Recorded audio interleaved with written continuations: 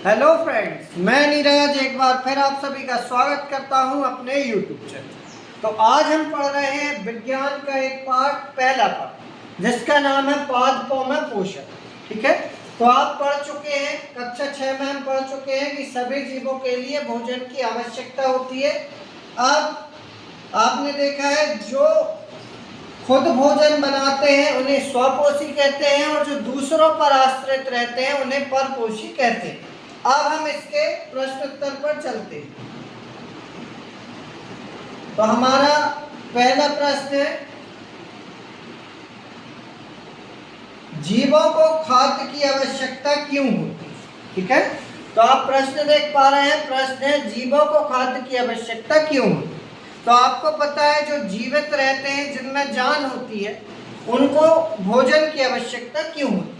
तो हम देखते हैं जीवों को अपनी शारीरिक संरचना, वृद्धि एवं विकास, आप इधर वृद्धि एवं विकास भी बोल सकते हैं। ठीक है, तो याद करने के लिए हम इसे कैसे याद करेंगे? जीवों को अपने शारीरिक संरचना, वृद्धि एवं विकास के रख रखाव के लिए तथा विभिन्न जैव प्रक्रियाओं के संचालन के लिए ऊर्जा की आवश्यकता होती है। आपको पता है जैसे हम भोजन नहीं करेंगे तो हमारा शरीर ऊर्जा रहित हो जाएगा, हमें ऊर्जा नहीं मिलेगी तो हम काम नहीं कर पाएंगे। तो अपन को इसे याद कैसे करना है? जीवों को अपनी शारीरिक संरचना, वृद्धि एवं विकास के रख रखाव तथा विभिन्न जैव प्रक्रियाओं के संचालन के लिए ऊर्जा की आवश्यकता होती है, इसलिए हमें खाद्य की आवश्यकता होती है। अब हम अपना दूसरा प्रश्न देखते हैं। दूसरा प्रश्न है, परजीवी और मृत जीवी में अंतर क्या होता है?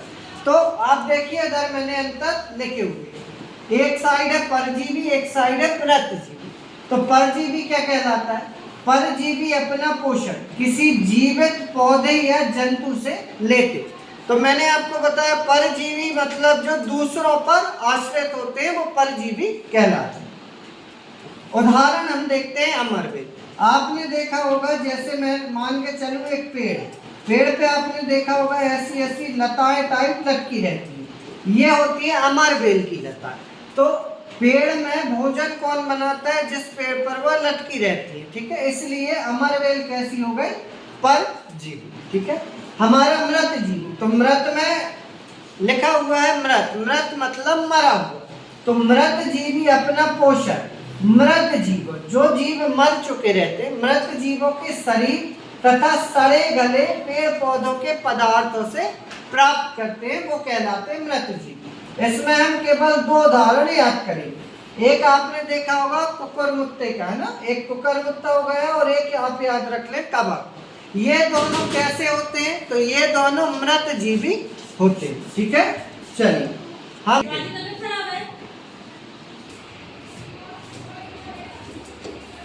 हमारा अगला प्रश्न है, आप पत्ती में मंड या स्टार्च की उपस्थिति का परीक्षण कैसे करेंगे? तो इसका उत्तर होगा, आपने यह प्रयोग किया भी होगा। एक गमले में लगे हुए पौधे को 24 घंटे तक अंधेरे में रख देते हैं। तो आपको क्या करना है? एक गमला लेना है, आपको उसे 24 से 25 घंटे के लिए अंधेरे में रख देते हैं, एक दिन के लिए, जिससे उसकी पत्तियां मंड रहित हो जाती है। तो आप ऐसा याद रखें, मंड रहित मतलब जो पोषक तत्वों से मिलते हैं, प्रकाश संश्लेषण क्रिया से मिलते हैं, वह अंधेरे में नहीं मिलेंगे तो वो मुरझा जाएंगे ना, मंड रहित हो जाएंगे। इस पौधे की एक पत्ती के दोनों तरफ के कुछ भागों को एक काले कागज की क्लिप की सहायता से ढककर गमले को सूर्य के प्रकाश में रख देते हैं। आपको क्या करना है? एक पत्ती पर कागज लपेट देना है। ठीक है, हम उस पर लपेट देते हैं। अब 5 से 6 घंटे बाद उस पत्ती को तोड़कर एल्कोहल में उबालकर रंगहीन कर लेते हैं। इसके बाद क्या करते हैं? इसके पश्चात पत्ती पर आयोडीन का घोल डालते हैं। आयोडीन मतलब कहाँ मिलेगा? हमें नमक, नमक थोड़ा सा घोल लेना है। फिर पत्ती का जो भाग काले कागज से ढका था वह नीला नहीं होगा। क्यों नहीं होगा? क्योंकि उस तक प्रकाश नहीं पहुंच पा रहा है, शेष भाग नीला हो जाता है। काले कागज से ढके हुए भाग को प्रकाश नहीं मिल पाता है, इस कारण प्रकाश संश्लेषण की क्रिया भी नहीं होती तथा शेष भाग में प्रकाश संश्लेषण की क्रिया हो जाती। तो मैंने आपको बताया है ये प्रयोग आप घर में भी कर सकते हैं। कैसे कर सकते हैं? सबसे पहले हम लेंगे एक गमला, गमले में आप 2 पत्तियों पर करेंगे, एक पत्ती को कागज से ढक देंगे और एक पत्ती को कागज से नहीं ढकेंगे, ठीक है। अब आपके पास अल्कोहल यदि नहीं है तो आप अल्कोहल से ना करें, आप केवल आयोडीन का परीक्षण कर लें। आयोडीन के परीक्षण के लिए जिस पत्ती को हम ढके रहेंगे उस पे हम आयोडीन का घोल नहीं डालेंगे, और जिस पत्ती पर हम कुछ नहीं किए हैं, मतलब खाली है, उस पत्ती पर हम आयोडीन डाल दें तो पत्ती का कलर बदल जाता है। इस प्रकार प्रकाश संश्लेषण के क्रिया के द्वारा हमें स्टार्च की उपस्थिति दर्शा देती है।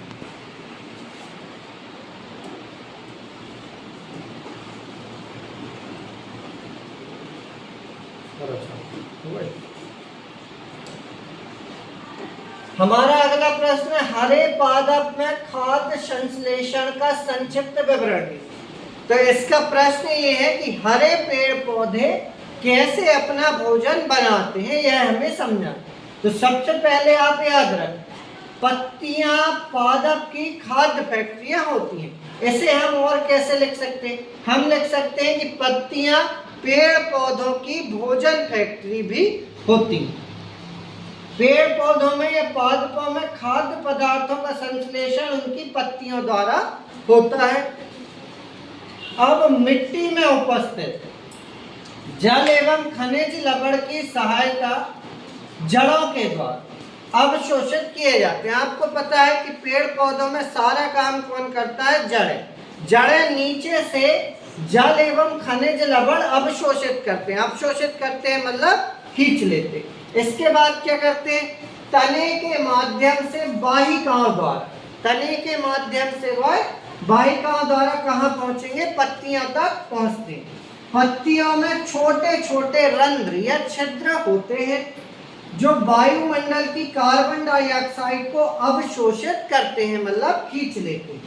पत्तियों में उपस्थित क्लोरोफिल, आपको पता होगा पत्तियों में हरा रंग किस कारण होता है? क्लोरोफिल। तो क्लोरोफिल सूर्य के प्रकाश की ऊर्जा संग्रहण करता है, खींचता है और पत्तियों की सहायता करता है। फिर पत्तियों में संग्रहित सौर ऊर्जा, सौर की ऊर्जा द्वारा जल एवं कार्बन डाइऑक्साइड से हमारे भोजन का निर्माण होता है। हमारा अगला प्रश्न है, किसी प्रवाह चित्र की सहायता से दर्शाइए कि पादप भोजन के मूलभूत स्रोत, मतलब पेड़ पौधे किस क्रिया के द्वारा कैसे भोजन बनाते हैं, यह हमें इस चित्र में देखना है। तो सबसे पहले आप देखिए, ये रहे पादप। पादप मतलब पेड़ पौधे। ये आ रहा है आपका सूर्य का प्रकाश, ठीक। पेड़ पौधों में आपको पता है नीचे जड़ रहती है, जड़ क्या लाएंगी? मृदा से खनिज लवण ऊपर लाएंगे।